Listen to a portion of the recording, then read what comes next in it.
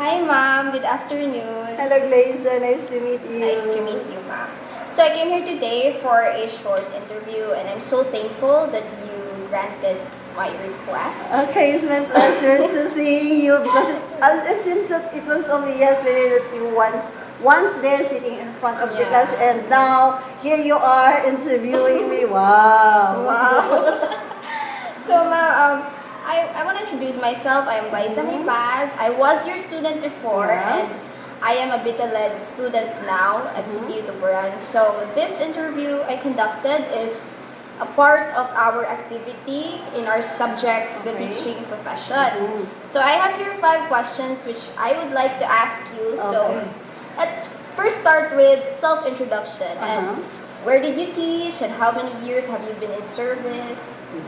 I'm Agnes Fernandez Aliego, and I've been teaching in the service for 28 years. I'm a master teacher too in the Department of Education, and right now I'm handling grade 6 section A class here in Tabalan Central Elementary School.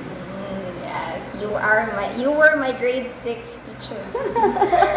So, what was your best experience as a teacher? I had so many best experiences, but the one which I consider the most significant experience I had as a teacher was when I was an attendee, an audience to the delegation of the Region 7 in celebrating the National Teachers Day celebration in Ormoc City, because that time I was able to see the secretary herself, Dr. Leonor Briones in person, and not only that, I was able to see in person Richard Gomez Wow. and Lucy Torres. Wow, Was this is so Richard Gomez amazing. handsome, ma'am?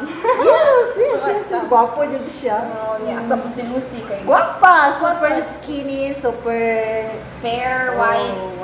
Gwapa dyan in person. Okay, so now, how did you produce a conducive learning environment for students despite the diversity? What was your technique to engage them in learning?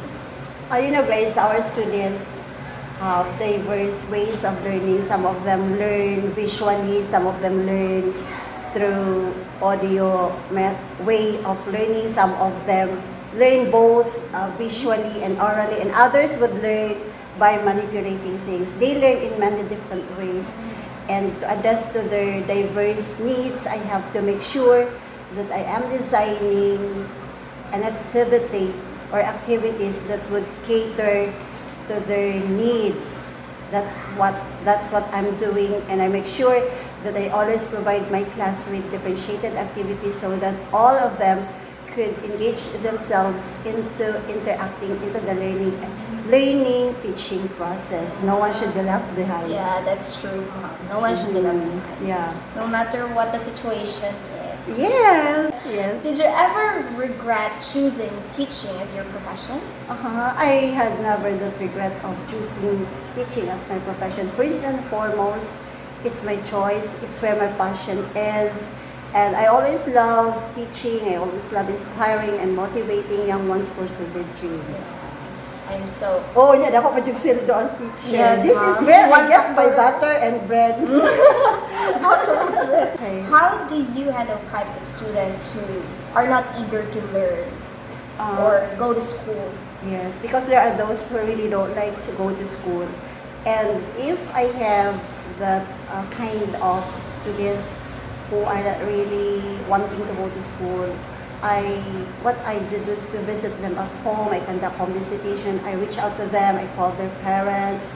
And most of all, I always motivate them and encourage them to really pursue and study, because education really is an asset no one can get. They have to finish their schooling. So that is one of my techniques. I always go down, went remote, contacting them. I can even reach out to them, especially during the pandemic day.